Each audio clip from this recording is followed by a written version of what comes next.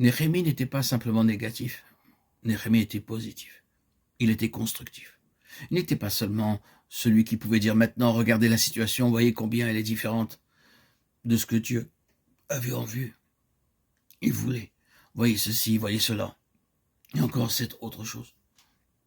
Non seulement il pouvait faire cela, mais il était à même de mettre en évidence un remède positif et de montrer comment la chose pouvait être changée pour donner voie au rétablissement. Il était un homme de vision positive. Il y a tant de gens qui prennent une ligne négative et quand vous les questionnez sur ce qui doit être fait, sur la chose qu'il faut faire à cet égard, ils n'ont rien à avancer. Tout est négatif, à satiété. Mais il n'y a rien à présenter ou en prévision. Néhémie n'était pas ce genre d'homme. Il était pleinement informé de la situation. Il savait très exactement combien elle était déplorable. Vous remarquez qu'il en parle à plusieurs reprises. Seulement, il avait le remède. Il était un homme positif et un homme d'action, parce qu'il était un homme de vision.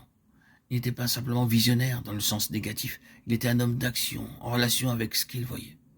Et cela, chers amis, nous place vraiment devant un défi. Je n'ai aucun doute que la plupart d'entre nous pourraient montrer du doigt des choses qui ne sont pas selon la pensée de Dieu, parmi son peuple et dans son Église. Faire remarquer à quel point les choses sont différentes de l'appréciation que nous sommes capables d'avoir au sujet de ce qu'elles devraient être. Combien ceci est fâcheux et combien cela est fâcheux.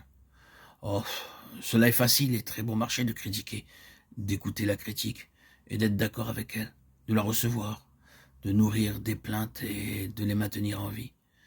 Mais c'est une autre chose d'être à même de s'avancer, de dire, voyez, ceci n'est pas bon, ceci n'est pas comme le Seigneur voudrait qu'elle soit, et voici ce que nous devrions faire. Voici la chose que le Seigneur aurait voulu faire, la chose à laquelle nous devons nous livrer en vue de changer cette situation.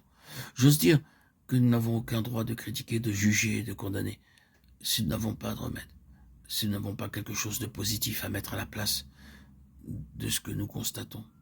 Donc, taisons-nous si nous ne sommes pas à même de proposer quelque chose de meilleur, mais que le Seigneur nous garde de devoir nous taire simplement parce que nous sommes négatifs et qu'il nous rende actifs parce que nous avons la vision. Je vous pose la question, dans quelle mesure ceci est-il vrai dans votre cas personnel? Quelle vision avez-vous?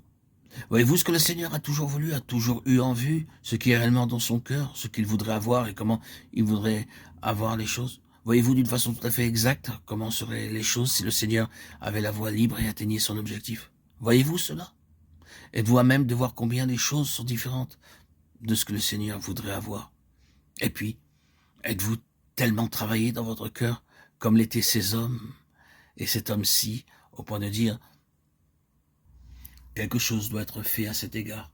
Nous devons nous mettre à l'œuvre avec l'aide de Dieu. Nous devons changer cette situation, croyant que c'est la volonté de Dieu qu'il en soit ainsi. Êtes-vous de cette trempe-là? Eh bien, c'est là l'appel de ce livre de Néhémie.